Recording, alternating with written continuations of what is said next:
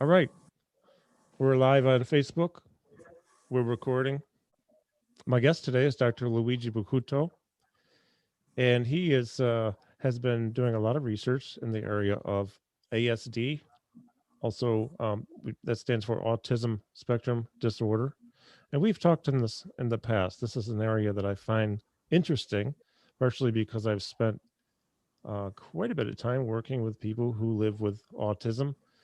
I find it's much like other, let's say, diagnosis, if you will. I'm not even sure if that's the right word, but everyone is uniquely affected differently in life, anyways, right? So, Dr. Boccuto, thank you for being with us to talk about this today, ASD. My pleasure. Hello, everyone. So we talked about this a few months ago, and I'm curious to know what kind of what's new? Any kind of new research? Anything you'd like to share with us about ASD?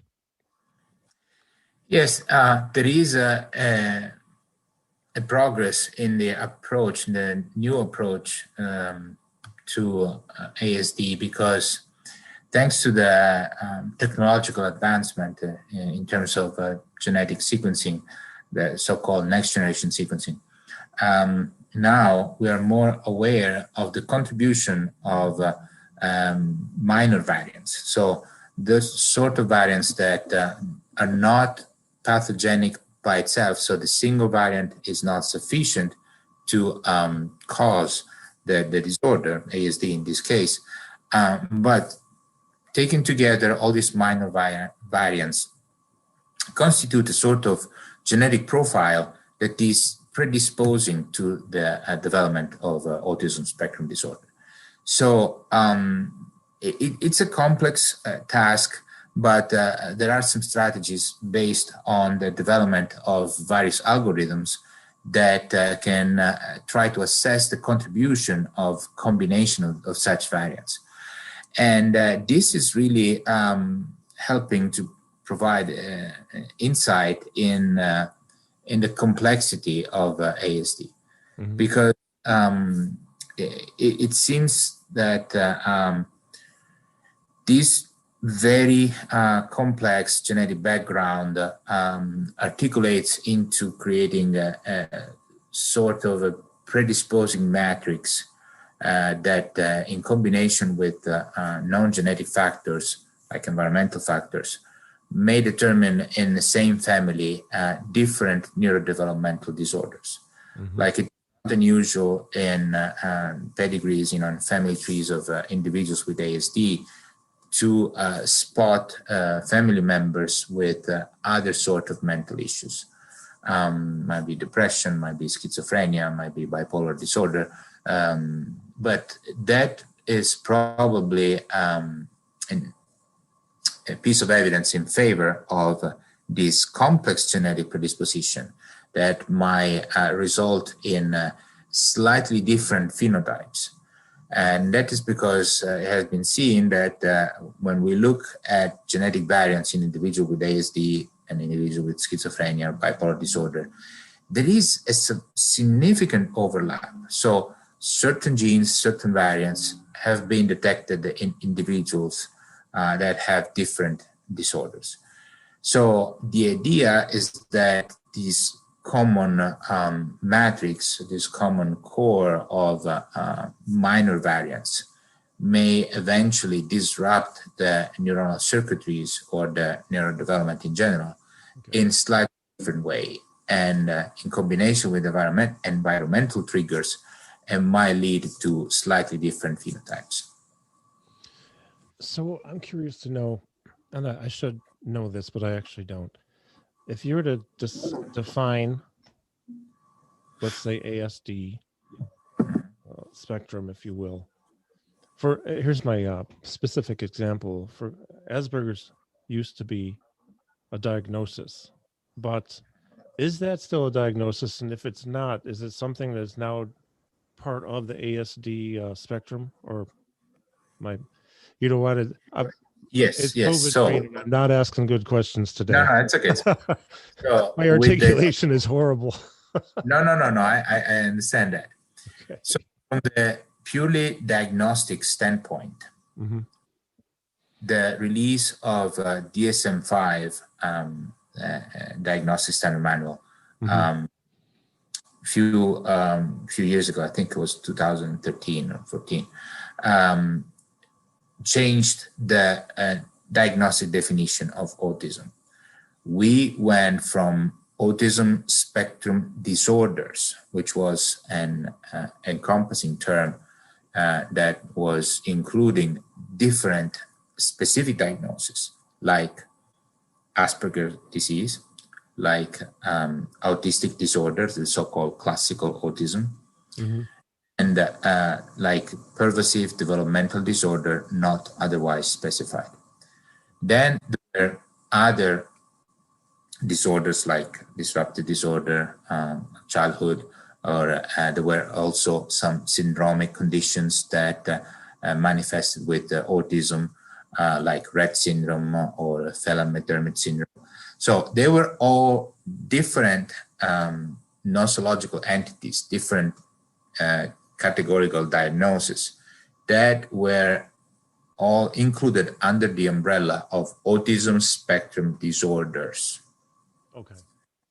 Now we have one entity, autism spectrum disorder. So the diagnosis of Asperger disease, of autistic disorder, or pervasive developmental disorder not otherwise specified, PDD-NOS, they went away. The patients, of course, did not go away. So the patients are still there. The classification, the diagnosis, the label, if we want, that these patients receive has changed. So now, for example, an individual that could have been diagnosed with Asperger's disorder is diagnosed with autism spectrum disorder, probably with high functioning, because in Asperger's, we have usually the intellectual abilities are not compromised. So the IQ, in simple terms, patients is not low. So that is why we now focus on high functioning versus low functioning individuals with autism spectrum disorder in consideration of their intellectual ability. So in the presence of any degree of intellectual disability, then we talk about low functioning. Okay. I have a question. Does Fragile X syndrome fall into ASD? So about 30 to 40% of individuals with Fragile X have been diagnosed with ASD. Excuse me. Okay. So Fragile X is one of those conditions that are considered as syndromic forms of autism. That does not mean that all individuals with Fragile X do have ASD. Okay. In fact, that's a very good point, because one, there are other conditions like Rett syndrome where autism is way more frequent, probably 100% or close to 100%. The problem sometimes is that since these people present with other neurological issues, it's really hard to assess autism, which is in the end a neurobehavioral problem. So it's really hard to assess behavior in individuals with severe seizures, with no language. With it's just an assessment problem. But two, the other thing is that we need to be very careful, because there are conditions such as Fragile X, such as Phelan McDermid syndrome, in which the neurobehavioral profile, especially in the long term, is not fully predictable in affected individuals. So not because a certain percentage of individuals with that syndrome develop autism means that we must expect that every individual with that syndrome will develop autism. Oh.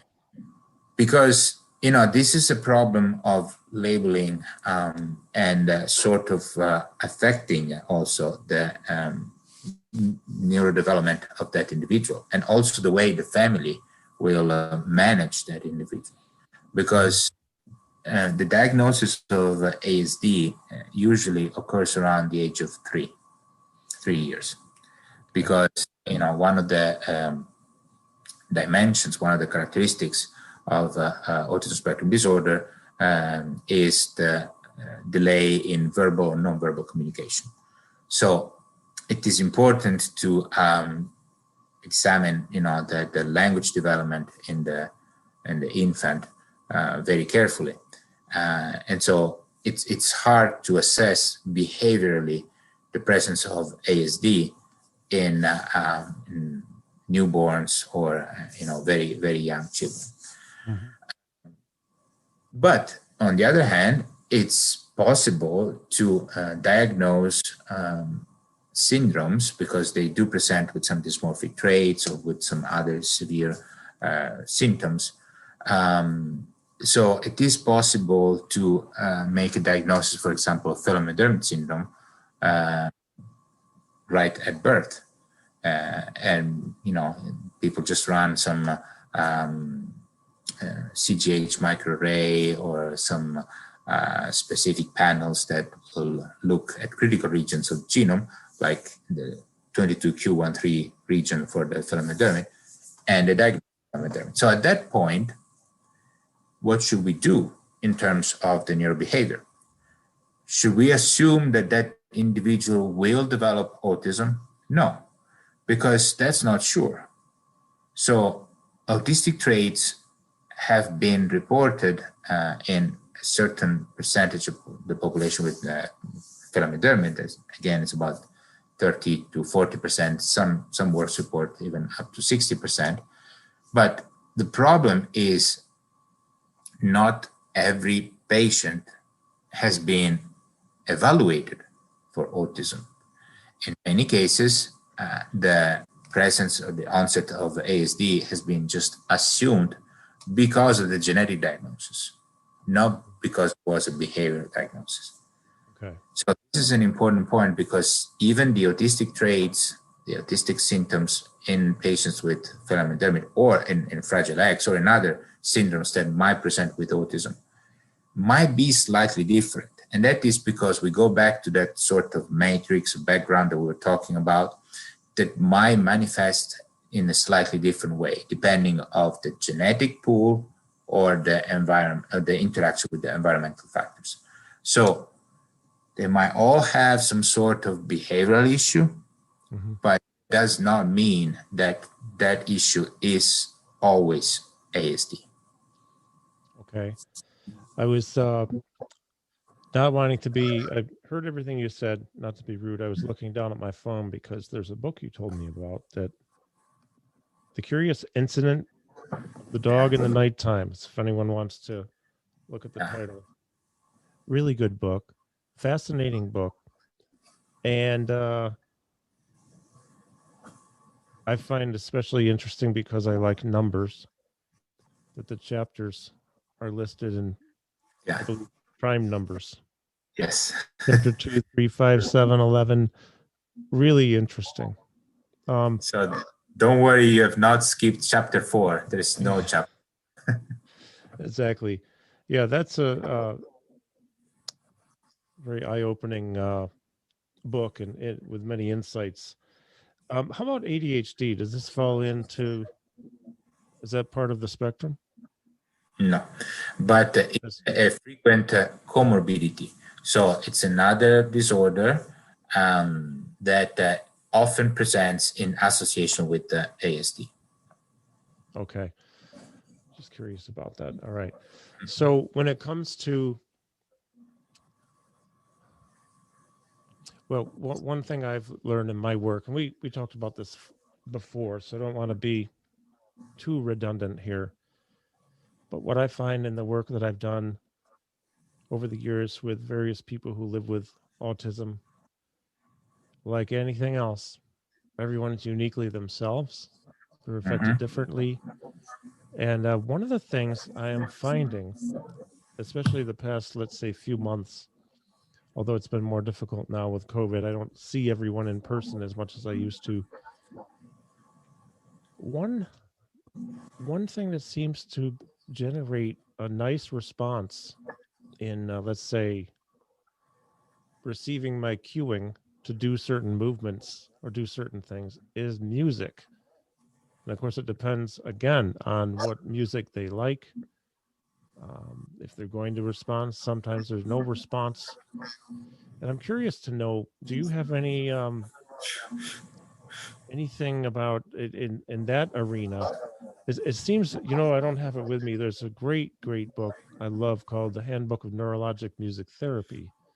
So this talks about basically how music, when we listen to it, so we're receiving it extrinsically or externally because we're listening and it's we're taking in the sound, but that will change brain activity, right? So it, and many times, like with people with gait problems, we can help if, as long as the tempo is right. Of course, these days with any tune and certain other apps, you can adjust the tempo and the pitch doesn't go down, right, or up. So we can bring a song that they like, because you have to do songs they like or they're not, it won't be that much fun, to a tempo where we can challenge them to have a more symmetrical stride, as long as we're not playing a song that's a shuffle, no shuffly walking. So we do a straight eighth note, straight quarter, whatever it would be.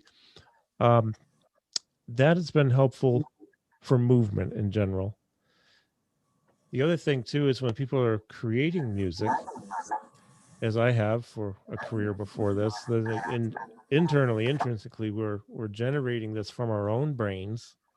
Of course, if we're with other people creating music, we have both factors going on. This brain activity changes.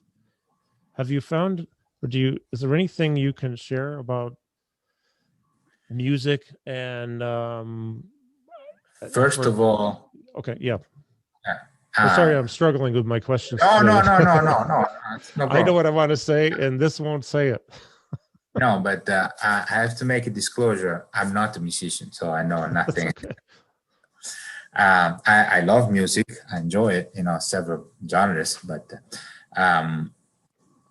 so the thing is, individuals with autism spectrum disorder tend to have, and again, it's important to say that does not apply to everybody. Again, like you said, there's a way of saying it in the autism community.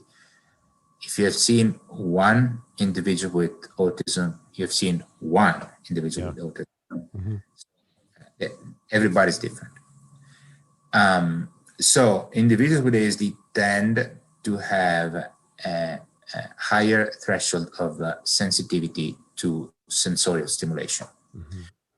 That means that they do not tolerate well lights that are too bright, right?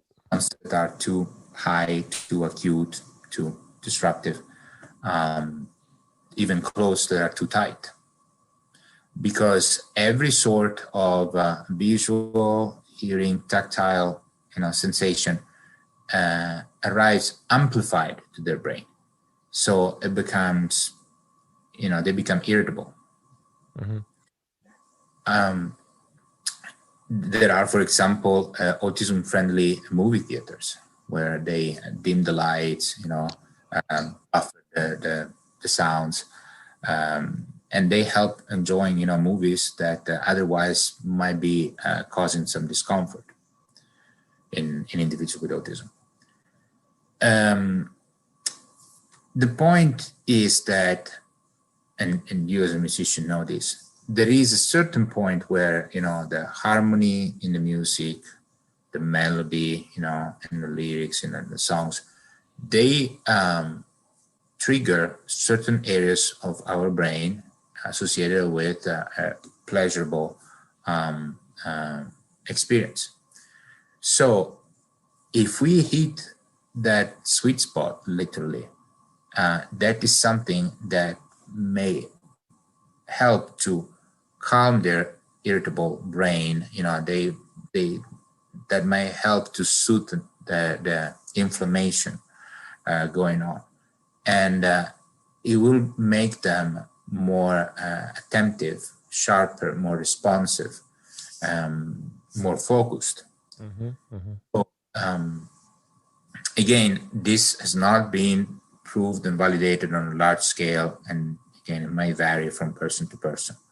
But in general, music has been proved to have calming effect, motivating effect, effects that are helping your stamina, your resistance, so all these things may be amplified in individuals with autism, just like every sensorial stimulation is amplified.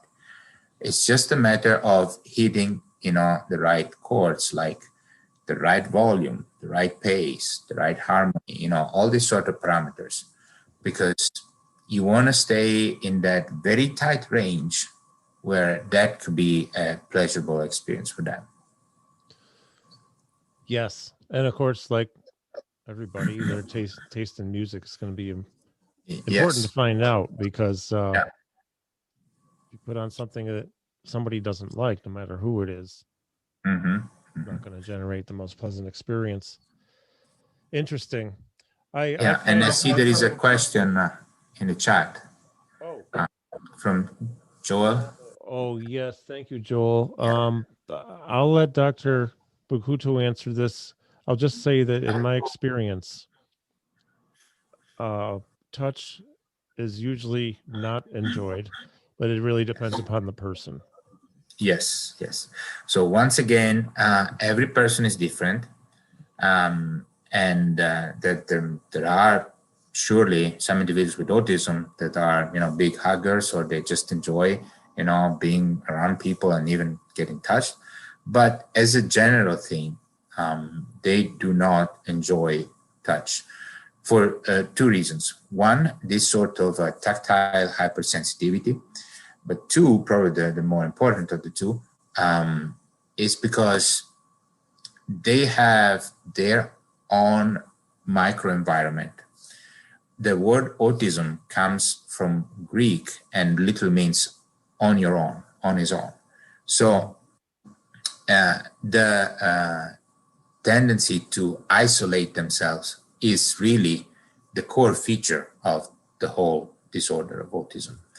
And with that in mind, we have to consider that they really tend to not let anybody enter their microenvironment because they feel in control within their own space. And it would be very disruptive and very intrusive to reach out and touch them, especially if they're not expecting that, especially if they're not comfortable with that. Yeah, very much so. I'm just curious when it comes down to, let's say, chemicals that are so many chemicals in the brain or hormones.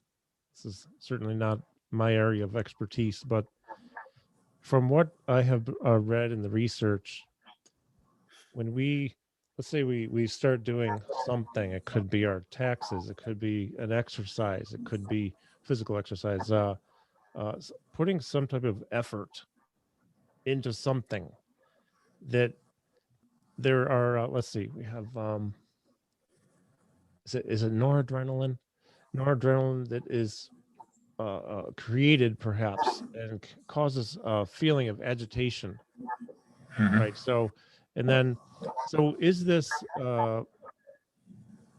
is there something going on chemically in the brain of a person living with autism where the agitation is, let's say, amplified?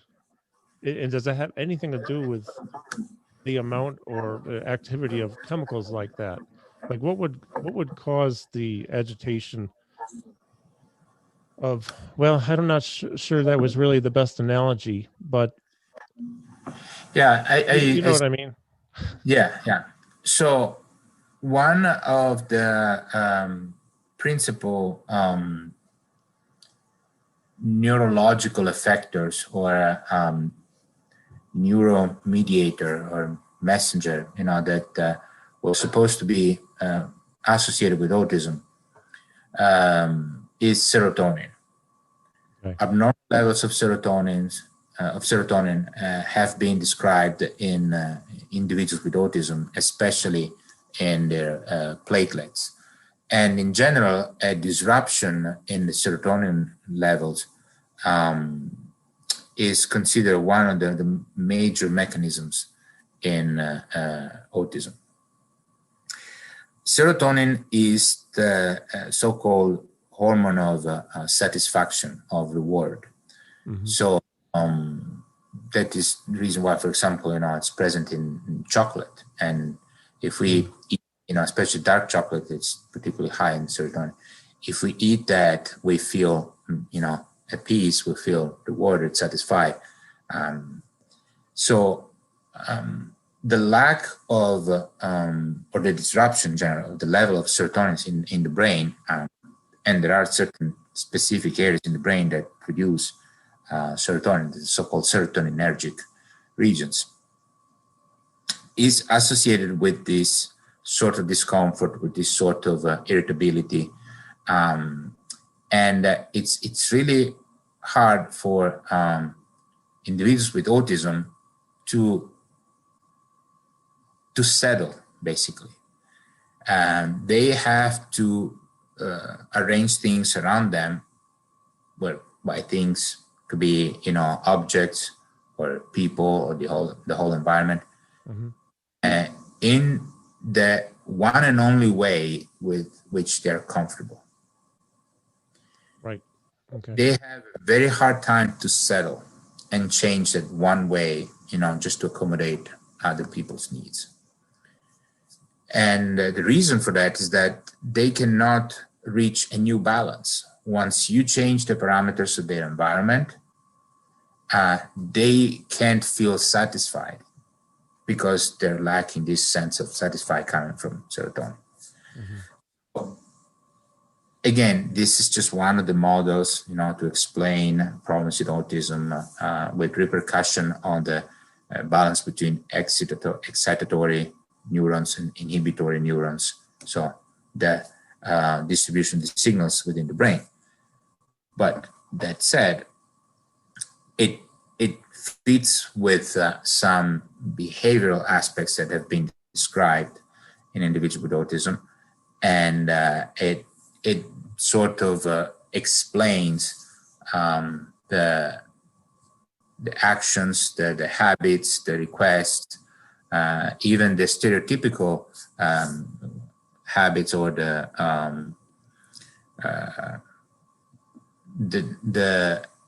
trends, the everyday customs, that they have, because they need to have certain things going in a certain way, certain sequences of events, or they have to eat in a certain place, certain food, and so on.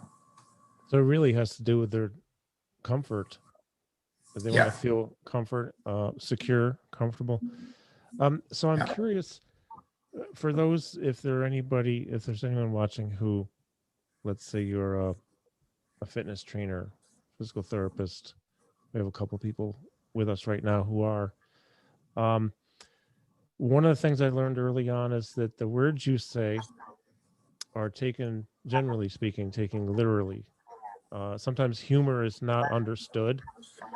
Mm-hmm. So you have to learn about, anybody you're working with, no matter who it is, you have to learn about them and how they learn, the best way they can be, you can communicate with them. But for example, I learned when we talked about this before, so I don't want to be redundant, but I find it interesting that when I ask a question like, they're doing squats, let's say squats, and maybe they've just squats, that's good enough. And they're doing them well. The person's doing them well. This person lives with autism. And you can visually see that they're starting to, that they have to be feeling it somehow. So that a normal question or a typical question we might ask as fitness people is, do you feel a burn in your muscles? And the answer would be from, usually it's, well, I don't know. They don't feel hot. They don't feel on fire. So there are a number of things going on I find interesting there. First of all, the word burn is probably not the best word to use because they might think of fire or heat or temperature hot. And the other thing too is the amount of, let's say, sensory input, like being able to recognize a burn. He had to have a burn when I asked that question. There's absolutely no doubt because lactic acid is going to happen and it's going to generate, and the burn is real. So I either didn't ask the question right, or I'm wondering also if there's the realization of what is going on. If they can, is there a difference in proprioceptive input, kinesthetic input, trying to identify with a feeling physically that's happening in a person who lives with autism? Well, there are two things to consider. One, as you said at the beginning, individuals with autism tend to be very literal. Mm-hmm. So they really consider one channel of information. Like if you're trying to give them a sarcastic response, or like, you ask me, are you hungry right now? I would say, well, of course I am. They get either one or the other. Mm-hmm. So they get either my head saying no or my voice saying yes, mm-hmm. Usually with the voice. So they don't read very well body signs. Because they focus, and that is, of course, that people are verbal and they can, communicate. But they focus on one channel of communication, and they don't consider conflict. So they only resolve conflict by eliminating one channel. Mm-hmm. So it's hard to explain sarcasm, and I don't know if if people know the TV series The Big Bang Theory. Especially in the first seasons, the character of Sheldon Cooper. Are you familiar with that series? I'm not. Okay, but anyway, so he's a scientist, he's a brilliant scientist, but especially in the first series, his character was developed with pretty strong traits of Aspergers. So his roommate, who's also a scientist, to try to help him, made a little banner with written sarcasm. So when people were using sarcasm to Sheldon, he was, lifting the banner. No, that really there was a double intendence, that there was something else. But of course that is a sitcom, but it helps to get the idea. So that is one thing that people need to consider, but in some way, if you think about it, that's on us as healthcare personnel. I was attending a meeting the other day, and there was a similar testimony, a similar experience reported about questionnaires that you administer to adults or children. And for example, if you ask, do you feel like pins and needles in your arm, when you sleep and you have that sort of tingling, and children would be like, no, I don't have pins and needles in my arm. Who would put pins and needles in my arm? Like they were taking that literally. And to some extent, an individual with autism will give you the same response. Like, look at the arm, I don't have, pins and needles here. I don't have literally, those objects right in my flesh. So we must expect that sort of interpretation.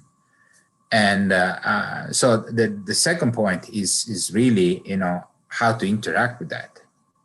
Because you said, as a fitness trainer, you need to get their feedback. You need to understand. So language is basically a series of codes. So there are conventional codes, and with individuals like patients with autism, it's just a matter of elaborating different codes that both, the transmitter and the receiver will understand and share. So it's just a matter of explaining, oh, do you feel like your muscle is tired? Or do you feel like, your leg is hotter than before?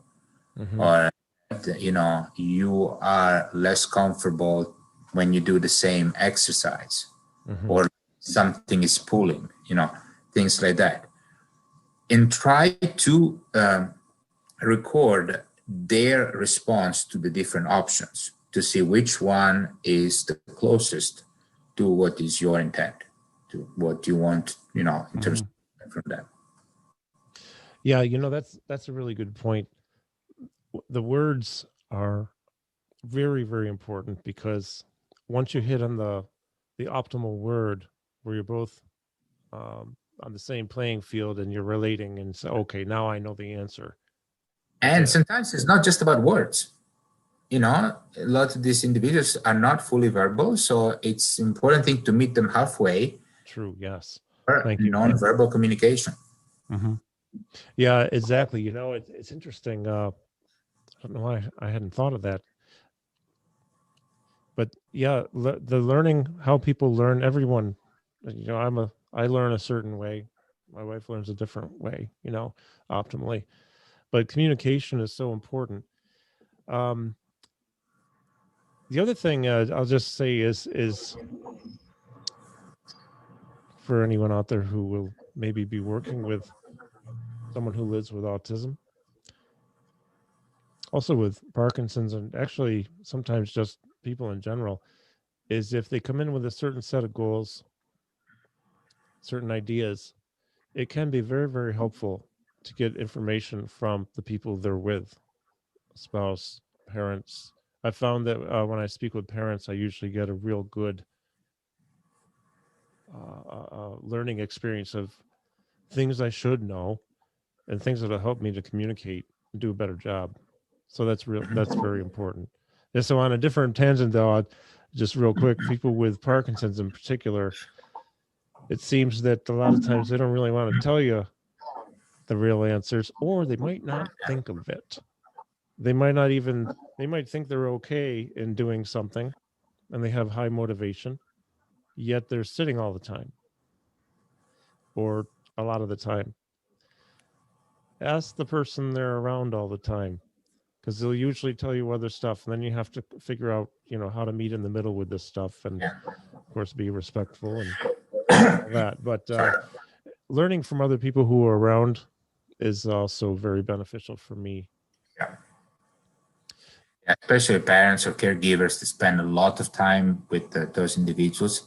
Yeah. They can really read the signs, read between the lines, and help decoding their non-conventional language. Exactly. Thank you. So I have one more question. Mm-hmm. What research are you doing right now in the area of ASD? What's your current project? I recently moved from the Greenwood Genetic Center to Clemson University, and I was able, with the support of both Greenwood Genetic Center and Clemson, to establish, and revive the lab at Clemson at the School of Nursing, to continue my research on metabolic profiling on individuals with autism spectrum disorder. Mm-hmm. So I am considering pathogenic mechanisms and exploring their metabolic footprint to analyze potential biomarkers or potential compounds that can be used for early screening laboratory tests. Also for assess the metabolic differences that might characterize subtypes or subgroups or endophenotypes of individuals with autism.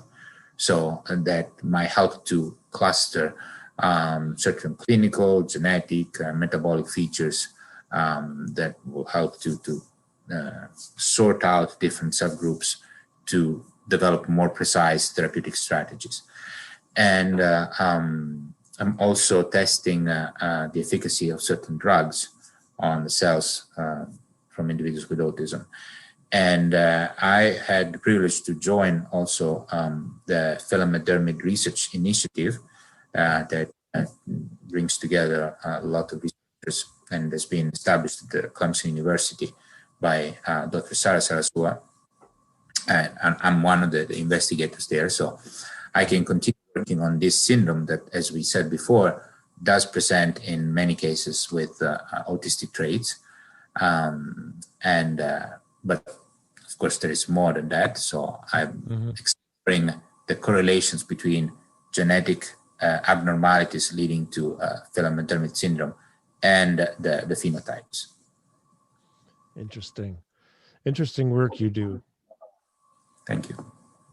Well, I appreciate your time again. You're always so generous with your knowledge, your wisdom. My pleasure. I appreciate your friendship. Appreciate you greatly. And so thank you. We had so much today going on between the two topics we talked about. I also want to thank the people who have. Oh, my niece is on. Jessica, how you doing? We need to get together sometime when COVID is allowing us to do so. She's in Virginia, halfway to you. One of these days I'll drive a loop. I'll go Virginia, Clemson, Atlanta, home. So yeah, thank you everyone who's watching. We had some good questions today. Also, thank you for your patience in dealing with my lack of ability today, seemingly to articulate questions very well, but you did great. I still learned a lot. Thank you for being a great interpreter, Luigi, of my questions and knowing what I meant to say. No problem. Okay. See the meeting halfway, the language. There we go. My own language barrier today. No, but I mean, language is that, you have to find, a connection between transmitter and receiver. So there you go. Well, you are amazing, my friend. I appreciate this a lot. I'll be in touch with you soon. Really. And once I get these up and all that, I'll post them and tag you, and we'll share and educate people, because sounds good. It's all good. Okay, well, thank you, Dr. Boccuto. Okay. Great to see you again. Bye, everyone. Take care now. To see you too. Bye. Bye-bye. Bye-bye.